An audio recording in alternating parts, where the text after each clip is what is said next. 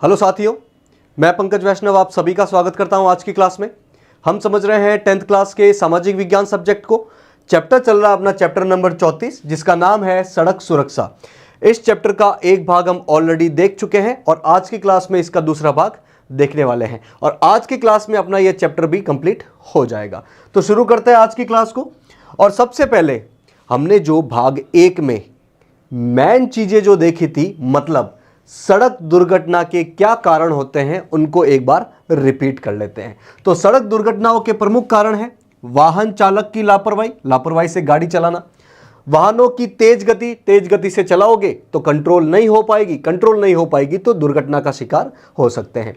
नशे में वाहन चलाएंगे तो सोचने समझने की शक्ति खत्म हो जाती है, डिसीजन लेने की शक्ति खत्म हो जाती है, तो आप सड़क सुरक्षा के नियमों को सही तरीके से पालन नहीं कर पाते हो और सड़क दुर्घटना के शिकार हो सकते हो। गलत तरीके से ओवरटेक करना, आगे गाड़ी चल रही है उनसे हम आगे निकलना चाहते हो, तो यदि आप गलत तरीके से ओवरटेक करोगे, यानी कि गलत दिशा में करोगे या बिना आगे देखे कि कोई तेज स्पीड से गाड़ी आगे से आ रही है, तो इन सब कारणों की वजह से सड़क दुर्घटना के चांस बने रहते हैं। मोबाइल पर बात करते हुए वाहन चलाना, भाई फोन पे बात करते हुए वाहन चलाएंगे तो अपना ध्यान भटक जाएगा। और जैसा कि मैंने बताया कि वाहन चलाते समय तो बहुत ज़्यादा सावधानी और ध्यान की ज़रूरत होती है। मोबाइल पे बात की गाड़ी चलाते वक्त तो ध्यान भंग हो जाएगा, सड़क दुर्घटना के चांस बहुत ज़्यादा बढ़ जाते हैं। नेक्स्ट कारण है यातायात नियमों की अनदेखी करना। यातायात के बहुत सारे नियम होते हैं, जैसे कि आप लेफ्ट में चलिए या सीट बेल्ट लगाइए, या दुपहिया वाहन पे चल रहे हैं तो हेलमेट लगाइए, लाल बत्ती पे रुक जाइए, हरी बत्ती पे चल पड़िए। तो ऐसे बहुत सारे यातायात नियम यदि हम नहीं मानते हैं तो सड़क दुर्घटना के चांस बढ़ जाते हैं। तेज संगीत बजाकर वाहन चलाना, आप अपनी गाड़ी चलाते वक्त बहुत ज़्यादा तेज संगीत सुन रहे हो तो आपको पता नहीं चलेगा कि पीछे से कोई हॉर्न दे रहा है या कोई पीछे से गाड़ी आगे की तरफ जा रही है या आगे की तरफ से कोई इशारा आ रहा है, आपका ध्यान भी भंग हो जाएगा, सही तरीके से आप गाड़ी नहीं चला पाओगे, सड़क दुर्घटना के चांस बढ़ जाएंगे। वाहन चालक का प्रशिक्षित नहीं होना, अगर कोई व्यक्ति बिना ट्रेनिंग के ही, बिना प्रशिक्षित हुए गाड़ी चलाएगा या चलाएगी तो सड़क दुर्घटना के चांस तो 100% बनते हैं। लाल बत्ती को पार कर जाना, लाल बत्ती का मतलब होता है रुक जाओ, हरी बत्ती का मतलब होता है आप जा सकते हैं। तो अगर लाल बत्ती पे आप नहीं रुक रहे हो तो दूसरी तरफ जो ट्रैफिक सिग्नल हरा हो गया है, वहां की गाड़ियां जब निकलेगी तो आप उनसे टकरा जाओगे और सड़क दुर्घटना हो जाएगी। सीट बेल्ट और हेलमेट की उपेक्षा करना, दुपहिया वाहन चलाते वक्त हेलमेट का इस्तेमाल करें, जो वाहन चालक है और वाहन के पीछे जो सवारी बैठी हुई है, दोनों जने हेलमेट का प्रयोग करें। चौपहिया वाहन में सीट बेल्ट लगाए, जो आगे के चालक और चालक के पास में जो बैठता है व्यक्ति, उन्हें सीट बेल्ट लगाना अनिवार्य होता है। तो अगर सीट बेल्ट और हेलमेट नहीं लगाओगे तो सड़क दुर्घटना के चांस बनते हैं। तो सड़क दुर्घटना के कारणों के बारे में हमने भाग 1 में बात की थी। आज के इस दूसरे भाग में हमें जो मुख्य बात करनी है कि हमें सड़क सुरक्षा के क्या उपाय करने हैं। सड़क पर यात्रा करते समय हमें किन बातों का ध्यान रखना है ताकि हम दुर्घटना के शिकार न हो सके। तो पहला है यातायात नियमों का पालन करना है। ये नियम बहुत सोच समझकर बनाए हुए होते हैं और सड़क पर सभी लोग सुरक्षित यात्रा कर सके उसके लिए बनाए होते हैं, अपनी भलाई के लिए बनाए होते हैं। तो हमें इन यातायात नियमों का पालन करना ही चाहिए। दूसरा है निर्धारित गति पर ही वाहन चलाना। किसी सड़क पर चलते वक्त उस सड़क की जितनी गति निर्धारित की गई है, मान लीजिए कि कोई शहर का अंदरूनी इलाका है तो वहां पर तो स्पीड आपका 20, 30, 40 इससे ज़्यादा नहीं होनी चाहिए, क्योंकि वहां पर लोगों का आवागमन ज़्यादा है। साथ ही मान लीजिए कोई स्कूल है, कोई हॉस्पिटल है, तो वहां पर भी लोगों का आवागमन ज़्यादा है। तो हमें ऐसे क्षेत्रों में एक निर्धारित वाहन गति होती है, उसी के अनुसार चलाना चाहिए। वहीं हाईवे हो तो हाईवे पर भी लिमिट लगाई होती है, गति निर्धारित की हुई होती है कि आप इससे ज़्यादा गति पर न चलाएं। तो हमें निर्धारित गति पर ही वाहन चलाना चाहिए।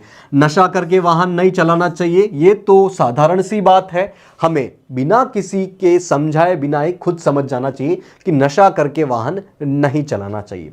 सुरक्षा साधनों का ध्यान रखना चाहिए। सुरक्षा साधन जैसे कि चौपहिया वाहन में सीट बेल्ट, दुपहिया वाहन में हेलमेट, ताकि बाई चांस दुर्घटना हो जाए तो हम उस दुर्घटना की वजह से ज़्यादा क्षति न प्राप्त करें। पांचवा है यातायात चिन्ह और प्रतीकों की हमें जानकारी हो। अलग अलग यातायात के चिन्ह होते हैं, प्रतीक होते हैं। जैसे कि कुछ प्रतीक होते हैं जो बोलते हैं कि रुक जाइए, इससे आगे मत जाइए, या यहां से ओवरटेक लेना मना है क्योंकि बहुत ज्यादा घुमावदार मोड़ है, आप ओवरटेक लोगे तो आगे से कोई गाड़ी आ रही होगी तो उसका पता नहीं चलेगा, तो एक्सीडेंट होने के, सड़क दुर्घटना होने के चांस बनते हैं। तो ऐसे बहुत सारे साइन होते हैं। एक मूक भाषा होती है जो कि आपको बताती है कि यहां पर ये चीजें आप नहीं कर सकते या यहां पर ये चीजें आप कर सकते हो। छठा है गलत तरीके से ओवरटेक नहीं करना है। हमें ओवरटेक करते वक्त बहुत ज़्यादा सावधानी रखनी चाहिए। ओवरटेक मतलब आगे गाड़ी जा रही है, हमें उस गाड़ी से आगे निकलना है, तो उसे बोला जाता है ओवरटेक। तो ओवरटेक करना है तो दाईं ओर से करें, हॉर्न बजा के करें, साथ ही ये ध्यान रखें कि आगे से कोई गाड़ी तो नहीं आ रही है। नेक्स्ट है हाईवे पर चलते समय लेन का ध्यान रखें। लेन मैंने आपको बताया था, ये बीच में हरा भरा एरिया है जिसे हम डिवाइडर कहते हैं। इस तरफ रोड है, यहां से लोग जा रहे हैं और उस तरफ से लोग आ रहे हैं। अब आपने सड़क पर ऐसे वाइट कलर की पट्टी देखी होगी, तो इसे ही कहा जाता है लेन। ये दो पट्टियों के बीच में जो जगह है वो एक लेन हो गई। इस पट्टी और इस डिवाइडर के बीच में जो जगह है वो एक लेन हो गई। इस पट्टी और जो सड़क के किनारे वाला हिस्सा है वो बीच वाला हिस्सा क्या कहलाएगा? लेन। तो यहां पर 3 लेन आपको दिख रही होगी। तो हमें गाड़ी चलाते समय सड़क पर इस लेन का ध्यान रखना चाहिए। इस लेन से उस लेन में जाते वक्त हमें यह ध्यान रखना चाहिए कि पीछे से कोई तेज गाड़ी तो नहीं आ रही है। तो हाईवे पर चलते समय हमें लेन का तो ध्यान रखना ही रखना चाहिए। ट्रैफिक लाइट का ध्यान रखना चाहिए कि हाँ, लाल बत्ती हो गई है तो रुक जाएं, हरी बत्ती हो गई है तो चलना शुरू कर दें। जो प्रमुख मार्ग है, मुख्य रूप से जो बड़े बड़े हाईवे राजमार्ग हैं, उन पर सीसीटीवी कैमरे और पुलिस गश्त की व्यवस्था होनी चाहिए। ये एक तरीके से सरकार को दिया गया इंस्ट्रक्शन है कि जो प्रमुख मार्ग है जहां पर बहुत ज्यादा गाड़ियां चलती है वहां सीसीटीवी कैमरे होने चाहिए, साथ ही पुलिस गश्त की व्यवस्था होनी चाहिए। जो पुलिस विभाग है उनके कुछ अधिकारी उस सड़क पर घूमते रहें ताकि बाई चांस कहीं एक्सीडेंट हो जाए तो उनकी सही समय पर इलाज किया जा सके। गाड़ी की नियमित रूप से देखभाल की जानी चाहिए कि हाँ, गाड़ी की ब्रेक तो सही है, टायर में हवा तो सही है, जो लुब्रिकेशन है, तेल है, वो सही है कि नहीं है, गाड़ी सही से चल रही है कि नहीं चल रही है, पीछे का दृश्य दिखाने वाले जो दर्पण है वो सही से काम कर रहे हैं कि नहीं काम कर रहे हैं, वो टूटे हुए तो नहीं है, धुंधले तो नहीं है। तो हमें छोटी मोटी चीज़ों का, अपनी वाहन की छोटी मोटी चीज़ों का ध्यान रखना चाहिए ताकि हम सड़क पे सुरक्षित चल सके। पीछे के दृश्य दिखने वाले दर्पण का हमें समुचित रूप से प्रयोग करना चाहिए। इन दर्पण को बोला जाता है रियर व्यू मिरर। मिरर मतलब दर्पण, व्यू मतलब दृश्य दिखाने वाले, और रियर मतलब पीछे। तो पीछे का दृश्य दिखाने वाले जो शीशे हैं, जो दर्पण है, उनका हमें समुचित रूप से उपयोग करना चाहिए अगर हम सड़क पे सुरक्षित रूप से चलना चाहते हैं। अब सड़क सुरक्षा के लिए कुछ इंपॉर्टेंट उपकरण है, जैसे कि एक तो है हेलमेट और एक है आपका सीट बेल्ट। एक इसके बारे में एक बार देख लेते हैं। तो पहला है हेलमेट। दोपहिया वाहन चालक द्वारा सिर की सुरक्षा के लिए उपयोग किया जाता है। इस फोटो में आप देख रहे हो हेलमेट, हम सब जानते हैं हेलमेट को। तो दोपहिया वाहन चालक और उसके पीछे बैठे सवारी को अनिवार्य रूप से हेलमेट लगाना ही चाहिए।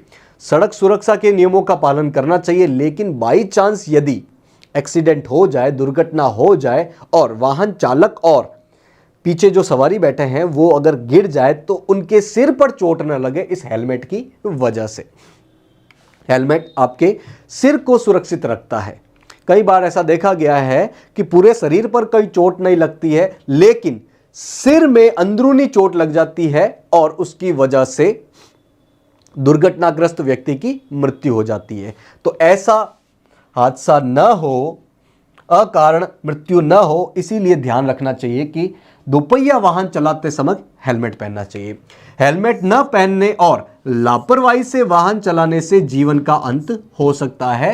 बहुत सारे केसेस में यह देखा गया है कि अंत होता भी है। इसीलिए दोपहिया वाहन चलाते समय अनिवार्य रूप से हेलमेट पहनना ही पहनना चाहिए। दूसरा जो सुरक्षा उपकरण है वो है सीट बेल्ट, जो कि मुख्य रूप से चौपहिया वाहन में जो चालक है और चालक के पास में जो व्यक्ति बैठा है उसको लगाना ही चाहिए। हालांकि अब ऐसी नई नई गाड़ियां आ रही हैं जिसमें जितने भी सवारी बैठी है उन सभी के लिए सीट बेल्ट का प्रावधान रहता है। तो चौपहिया वाहन चालक और उसके साथ बैठे व्यक्ति को सीट बेल्ट का प्रयोग आवश्यक रूप से, अनिवार्य रूप से करना चाहिए। सड़क सुरक्षा के नियम का तो पालन करना ही करना है, लेकिन दुर्भाग्यवश कोई दुर्घटना हो जाए तो इस सीट बेल्ट के माध्यम से ज्यादा नुकसान न हो व्यक्ति को, सारे ही व्यक्तियों को। तो ये कुछ सुरक्षा उपकरण थे।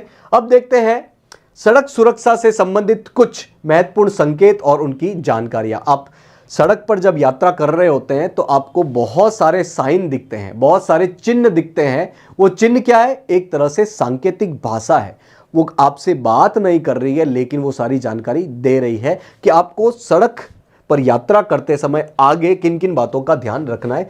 2-3 चीज़ों को देख लेते हैं हम, उनसे आपको पता चल जाएगा कि हाँ ये निशान कैसे होते हैं। जैसे कि ये पहला जो साइन है, इसमें ऐसे दाएं करके तीर किया हुआ है और बीच में इसको क्रॉस किया हुआ है, मतलब दाएं नहीं मुड़ना है, दाएं मुड़ना मना है। नेक्स्ट साइन में ऐसे काले कलर का तीर किया हुआ है बाईं तरफ और ऊपर से इसको क्रॉस कर दिया है, मतलब आपको बाएं नहीं मुड़ना है, बाएं मुड़ना मना है। आप आगे जा रहे हो रोड पे और आपको यह संकेत दिख जाए कि दाएं मुड़ना मना है, तो वहां पर या तो कोई काम चल रहा है या फिर कुछ गड्ढा हो गया है या और कुछ प्रॉब्लम हो गई है तो उस तरफ मुड़ना मना है, या बाएं का मुड़ना मना है तो वहां पर ऐसी ही कुछ प्रॉब्लम चल रही होगी। तो ये पहले से साइन लगा दिए जाते हैं। जैसे कि इस फोटो में आप देख सकते हो 2 कार बनी हुई है और उसको ऐसे क्रॉस किया हुआ है। इसका मतलब है कि ओवरटेक करना मना है। खतरनाक मोड़ होगा, खतरनाक मोड़ पर ओवरटेक करने से सड़क दुर्घटना के चांस बहुत ज्यादा बढ़ जाते हैं। तो इसीलिए वो सड़क पे साइन लगाए हुए थे कि ओवरटेक करना मना है। इसी प्रकार ऐसी बहुत सारी चीजें, जैसे कि आसमानी कलर में, ब्लू कलर में आपको ये संख्या दिख जाए, इसका मतलब क्या है कि आपको कम से कम इतनी गति में अपनी गाड़ी चलानी है। जैसे यहां पर लिखा हुआ है 30, तो इसका मतलब है कि 30 से नीचे नहीं चला सकते, 30 के थोड़ा सा ऊपर चलाइए। इस साइन में देखिए यहां था दाएं मुड़ना मना है, लेकिन अगर आसमानी कलर में लिखा हो तो यहां पे इसका मतलब होता है दाएं मुड़ना अनिवार्य है, आपको दाएं मुड़ना जरूरी है, दाएं मुड़ना ही मुड़ना है। इसी प्रकार इस दूसरे फोटो में देख सकते हो अलग अलग साइन है, ऐसे त्रिभुज में, लाल त्रिभुज में अंदर कुछ फोटो बनाया हुआ है। पहला फोटो देखिए, ये लाल त्रिभुज है और बीच में ऐसे गड्ढे नुमा आकृति बनी हुई है। इसका मतलब क्या है? ये क्या कहना चाह रहा है कि आगे खतरनाक गहराई है, आगे खतरनाक गड्ढा है, तो गाड़ी चलाते समय थोड़ा ध्यान रखें और कम स्पीड में चलाएं। आपको ध्यान रखना है इस चीज का। इसी प्रकार ये जो दूसरा त्रिभुज है लाल कलर का, उसमें भी एक आकृति बनाई हुई है, ये उबड़ खाबड़ आकृति है। इसका मतलब है कि आगे उबड़ खाबड़ सड़क है, तो गाड़ी चलाते समय आपको इन चीजों का ध्यान रखना है। और भी कुछ साइन है, जैसे कि ये वाला साइन है, एक आकृति के अंदर पूरा लाल कलर भर दिया गया है। इसका मतलब होता है रुकिए, यहां पर रुक जाना है, आगे नहीं जाना है। इसी प्रकार यहां पर देखिए इस तीसरे साइन में एक तीर बनाया हुआ है काला कलर का, लेकिन उसे क्रॉस कर दिया गया है लाल कलर से। इसका मतलब है कि यहां से आगे नहीं जा सकते हैं, प्रवेश निषेध है। यहां इस फोटो में देखिए अंदर साइकिल बनाई हुई है और साइकिल के ऊपर ऐसे लाल कलर के क्रॉस कर दिया गया है, इसे काट दिया गया है। इसका मतलब है कि साइकिलों का आना मना है। तो ऐसे अलग अलग प्रकार के हमें साइन सड़क पर देखने को मिल जाएंगे जो कि सड़क सुरक्षा को बढ़ाते हैं। ऐसे कुछ और साइन होते हैं और इन साइनों को बोला जाता है सूचनात्मक सड़क चिन्ह। ये चिन्ह जगह के बारे में, दिशा के बारे में और सुविधाओं के बारे में जानकारी देते हैं। जैसे कि इस फोटो में आप देखिए, ये नीचे ये टेलीफोन की आकृति बनी हुई है और आसमानी कलर के डब्बे में इसको बंद किया गया है। इसका मतलब आगे सार्वजनिक टेलीफोन की सुविधा है, इमरजेंसी केस में आप इसका हेल्प ले सकते हो। इसी प्रकार आगे पेट्रोल पंप है, आगे अस्पताल है, आगे हॉस्पिटल या प्राथमिक उपचार केंद्र है। ऐसे बहुत सारे साइन लगे होते हैं जो कि सड़क सुरक्षा को बढ़ाते हैं। ऐसे ही कुछ और साइन भी है, जैसे कि 2 चम्मच बनाए हुए हैं और नीचे लिखा हुआ है 500 मीटर। इसका मतलब क्या है कि 500 मीटर आगे भोजन स्थान है। तो यदि आप थक चुके हैं, आपको भूख लगी है, तो आप इतना दूरी पर जाके खाना खा सकते हैं। ऐसे ही आगे बस स्टॉप है, आगे रेलवे स्टेशन है, आगे सुरंग है, ऐसे बहुत सारे साइन होते हैं। तो ये सब क्या है? ये भारत सरकार के सड़क परिवहन मंत्रालय द्वारा बनाए गए चिन्ह है जो कि हमें सड़क पर यात्रा करते समय बहुत ज़्यादा हेल्प करते हैं। तो इनकी जानकारी हमें होनी चाहिए ताकि हम सड़क पर सुरक्षित रूप से यात्रा कर सकें। अब इस फोटो में यह बताया गया है कि राजस्थान के अलग अलग परिवहन कार्यालयों के नाम क्या है, उनके कोड क्या है और उनके टेलीफोन नंबर क्या है। यह हमें याद रखने की जरूरत नहीं है, एक एक्स्ट्रा इंफॉर्मेशन देने के लिए यहां पर बताया गया है। ये परिवहन कार्यालय क्या होता है? भाई आपके परिवहन का लाइसेंस लेना है या परिवहन का रजिस्ट्रेशन करवाना है, ऐसी बहुत सारी सुविधाएं इन परिवहन कार्यालय के माध्यम से हमें मिलती है। इन्हें हम आरटीओ कहते हैं, रीजनल ट्रांसपोर्ट ऑफिस, आरटीओ कहते हैं। आरटीओ आपने नाम सुना होगा।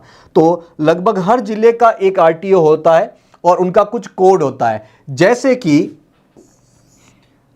राजस्थान में अजमेर है, उसका कोड है।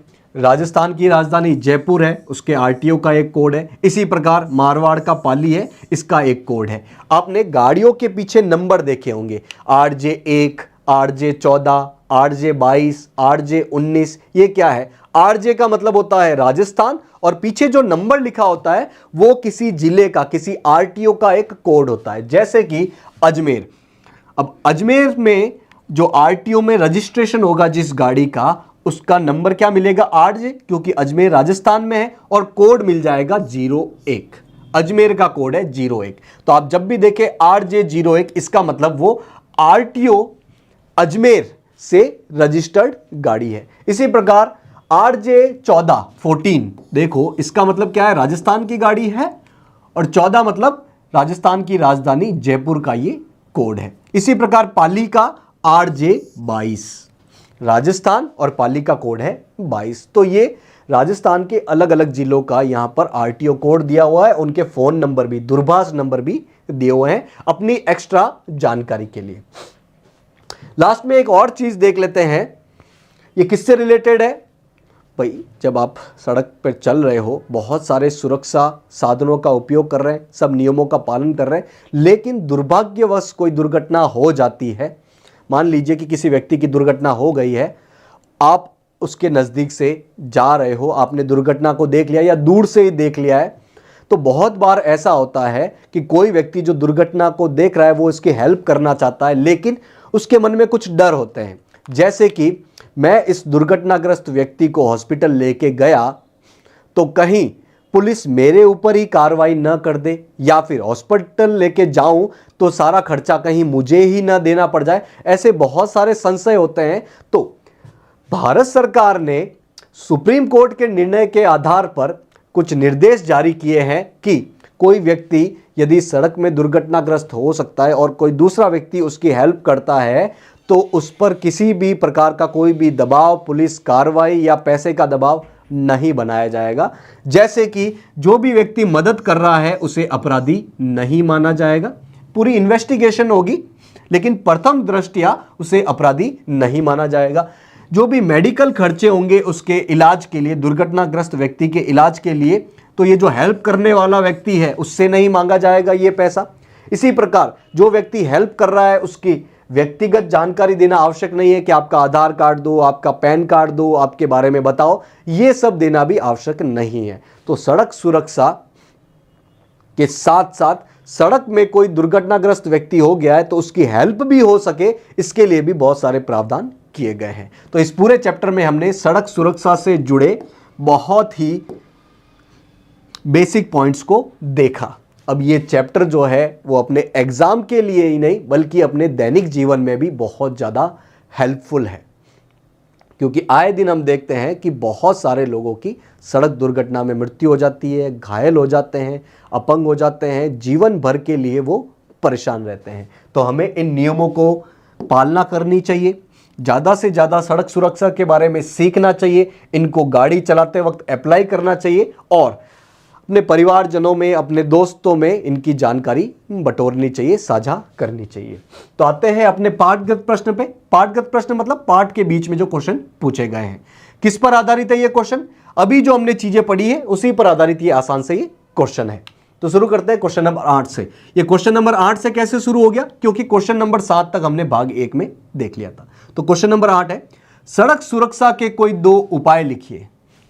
क्वेश्चन बोल रहा है कि सड़क सुरक्षा के हमें 2 उपाय लिखने हैं। हमने बहुत सारे उपाय देखे, उसमें से कोई भी 2 उपाय लिखने हैं। एक तो यातायात के नियमों की पालना करनी चाहिए, इंपॉर्टेंट है। दूसरा है सड़क सुरक्षा के साधनों का ध्यान रखना चाहिए, जैसे कि चौपहिया वाहन चलाते वक्त सीट बेल्ट और दोपहिया वाहन चलाते वक्त हेलमेट का प्रयोग करना ही चाहिए। नेक्स्ट क्वेश्चन है क्वेश्चन नंबर 9, सड़क मार्गों पर पुलिस गश्त के अतिरिक्त किसकी व्यवस्था होनी चाहिए। हमने देखा कि जो मुख्य सड़क मार्ग है, जो बड़े बड़े सड़क मार्ग है जिन पर यातायात बहुत ज्यादा होता है, उन पर पुलिस गश्त होना चाहिए, साथ ही साथ सीसीटीवी कैमरे की भी व्यवस्था होनी चाहिए। नेक्स्ट क्वेश्चन, क्वेश्चन नंबर 10, वाहन के गलत ओवरटेकिंग करने से क्या हो सकता है। यदि कोई वाहन गलत ओवरटेकिंग करता है तो क्या संभावना बनती है, भाई सड़क दुर्घटना की संभावना बनती है। नेक्स्ट क्वेश्चन, क्वेश्चन नंबर 11, सड़क दुर्घटना से बचाव के 2 उपकरणों के नाम लिखिए। हम सड़क सुरक्षा में 2 इंपॉर्टेंट उपकरणों के बारे में बात करते हैं। एक तो हेलमेट जो कि दुपहिया वाहन चालकों के लिए है, और एक है सीट बेल्ट जो कि चौपहिया वाहन चालक और उसके साथ में बैठे व्यक्ति के लिए है। तो ये थे अपने पाठगत प्रश्न।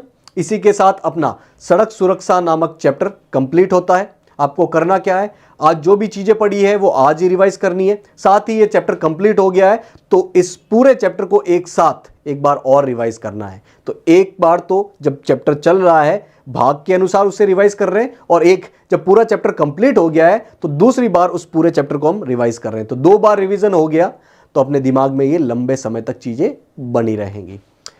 तो आशा है कि आज की क्लास आपको समझ में आई होगी। आज की क्लास से जुड़ने के लिए आप सभी का बहुत बहुत धन्यवाद।